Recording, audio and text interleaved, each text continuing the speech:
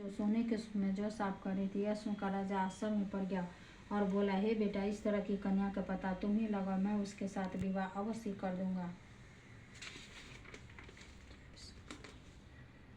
राजकुमार ने राजा को उस लड़की के घर का पता बतलाया। मंत्री उस लड़की के घर गया और राजा का आदेश ब्राह्मण को सुनाया। कुछ ही दिन बाद ब्राह्मण की कन्या के विवाह राजकुमार के साथ संपन्न हो गया। कन्या के घर से जाते ही उस ब्राह्मण देवता के घर में पहले की भांति गरीबी का निवास हो गया। अब भोजन के लिए भी अन्न बड़ी मुश्किल से मिलता था। एक दिन दुखी होकर ब्राह्मण अपनी पुत्री से मिलने गया। बेटी ने पिता की दुखी अवस्था को देखा और अपनी माँ का समाचार पूछा। ब्राह्मण ने सभी हाल कहा। कन्या ने बहुत सा धन देकर अपने पिता को विदा कर दिया। इस तरह ब्राह्मण का कुछ समय सुखपूर्वक व्यतीत हुआ, लेकिन कुछ ही दिन बाद फिर वही हाल हो गया।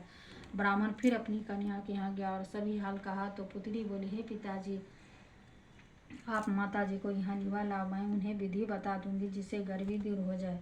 ब्राह्मण देवता अपनी स्त्री को साथ रहकर अपनी पुत्री के पास राजमहल पहुंचे तो पुत्री अपनी माँ को समझाने लगी, हे माँ, तुम प्रातःकाल उठकर प्रथम स्नादि करके विष्णु भगवान का पूजन करो तो सब दरिद्रता दूर हो जाएगी। परंतु